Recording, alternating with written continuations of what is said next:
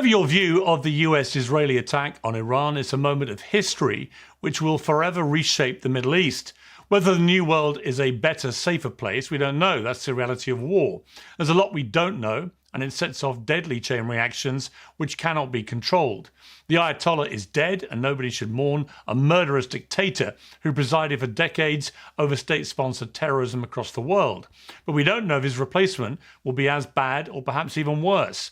President Trump says Iranian dissidents should take this once-in-a-lifetime opportunity to sweep into power, but we don't know how they're supposed to do that. The civilian protesters don't have the guns. President Trump says the war should last up to 4 weeks. As Iranian bombs rain down on Gulf states who did not want a war, we don't know if it can be contained. US allies in the UAE, Qatar, Saudi Arabia and elsewhere may well tell the US that it just can't wash its hands of a regional war it started. And above all, we don't know what the US justification for the war really is. Donald Trump's conversations with individual journalists over the weekend have echoed his shifting position in the weeks leading up to the attack.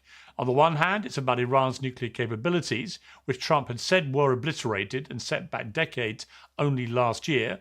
On the other, it's about freedom for Iranians and protection for protesters, which many in his base feel is simply not America's business.